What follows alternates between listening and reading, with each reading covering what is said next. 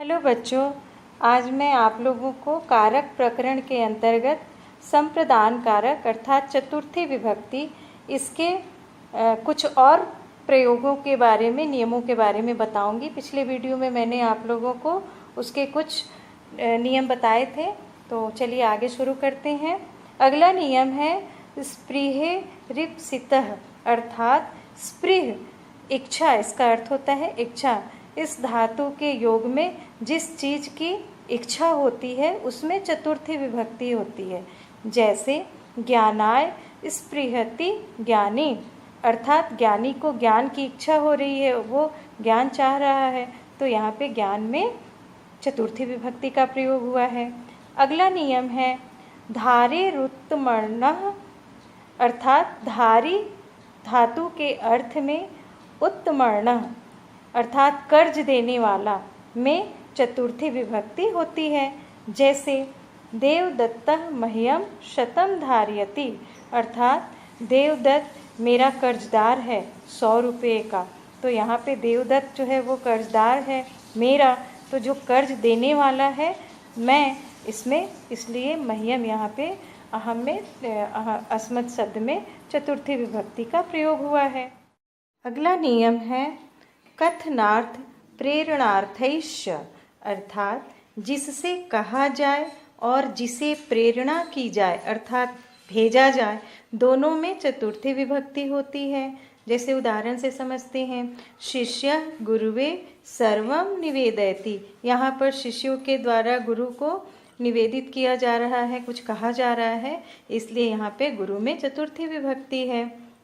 राजा मंत्रिणे दूतम प्राहिणोत, यहाँ पर प्रेरणा किया जा रहा है अर्थात भेजा जा रहा है, इसलिए यहाँ पर इसमें चतुर्थी विभक्ति है।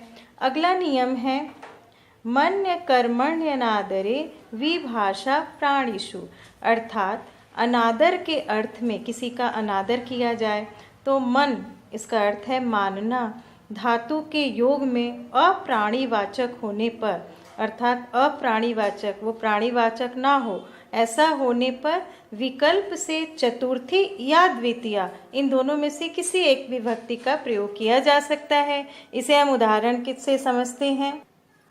जैसे न अहम त्वाम तृणाय तृणम वा मन्ये अर्थात यहाँ पर किसी का अनादर किया जा रहा है कि मैं तुम्हें तृण नहीं मानता हूँ, तृण भी नहीं मानता, तो यहाँ मन धातु के योग में अप्राणीवाचक, ये तृण जो है अप्राणीवाचक है, इसलिए इसमें चतुर्थी विभक्ति या द्वितीय विभक्ति, दोनों में से किसी एक का प्रयोग किया जा सकता है।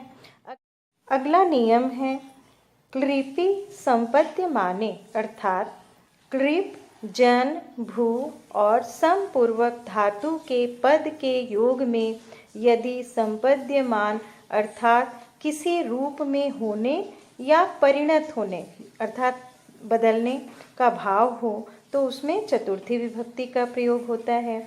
जैसे भक्ति ज्ञानाय कल्पते, यहाँ भक्ति से परिणत हो रहा है ज्ञान में। धनम सुखाय भवति, यहाँ धन से सुख में परिणत हो रहा है धन, तो यहाँ सुख में चतुर्थी विभक्ति।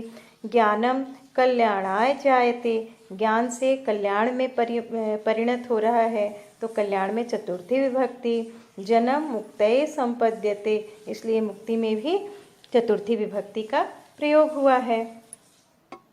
अगला नियम है प्रत्यांभ्याम श्रुवा पूर्वस्य कर्ता अर्थात प्रति या आंग, आ को आंग भी कहते हैं, ये उपसर्ग श्रु धातु के योग में जिसके लिए वचन दिया जाए अर्थात श्रु धातु के पूर्व में प्रति या आ, इन दोनों में से कोई उपसर्ग लगा हो और किसी को वचन दिया जाए तो उसमें चतुर्थी विभक्ति का प्रयोग होता है।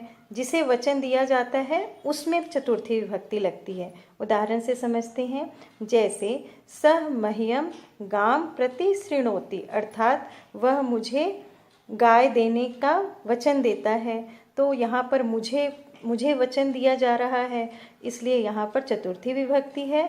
और यहाँ पे श्रु धातु में प्रति उपसर्ग लगा हुआ है, तो यहाँ पर चतुर्थी विभक्ति का प्रयोग हुआ है। अगला नियम है बलि हित सुख योगे चतुर्थी, अर्थात बलि हित सुख इन शब्दों के योग में चतुर्थी विभक्ति होती है। जैसे भूताय बलि, छात्राय हितम, तुभ्यम सुखम। तो इन शब्दों के योग में जो शब्द इनके साथ आते हैं उनमें चतुर्थी विभक्ति का प्रयोग किया जाता है। अगला और अंतिम नियम है चतुर्थी विभक्ति का। गत्यर्थक कर्मणि द्वितीया चतुर्थी चेष्टायामन ध्वनि, अर्थात अमार्गवाचक शब्द होने पर गत्यर्थक धातुओं के कर्म में द्वितीया तथा चतुर्थी दोनों विभक्ति होती है। अब किस प्रकार से अमार्गवाचक शब्द होने चाहिए और गत्यार्थक धातु होनी चाहिए, तो इसमें चतुर्थी और द्वितीया दोनों विभक्ति में से किसी एक का प्रयोग किया जा सकता है। जैसे देवदत्तः ग्रामम ग्रामाय वा गच्छति। अब यहाँ पे गत्यार्थक क्रिया है तो इसके कर्म में अमार्गवाचक होने के कारण यहाँ द्वितीया या चतुर्थी दोनों में से किसी एक का प्रयोग हम कर सकते हैं। इसके कुछ इस नियम के अपवाद होते हैं। जैसे चेष्टा अर्थात अंगों का प्रयास न होने पर केवल द्वितीया विभक्ति होती है। जैसे मनसा ग्रामम गच्छति, अर्थात यहाँ पे जाने की चेष्टा नहीं हो रही है, सिर्फ हम मन से गांव जा रहे हैं, तो यहाँ पर सिर्फ द्वितीया विभक्ति का प्रयोग होगा, यहाँ चतुर्थी का प्रयोग नहीं होगा। अगला इसका अपवाद है मार्गवाचक शब्द न रहने पर भी केवल द्वितीया विभक्ति होती है। जैसे सह पंथान गच्छति, ये अमार्गवाचक शब्द है तो इसमें भी केवल द्वितीया विभक्ति का ही प्रयोग होगा, चतुर्थी विभक्ति का प्रयोग यहाँ नहीं होगा। इस प्रकार से आपने चतुर्थी विभक्ति अर्थात संप्रदान कारक के कुछ विशेष प्रयोगों के बारे में जाना। धन्यवाद।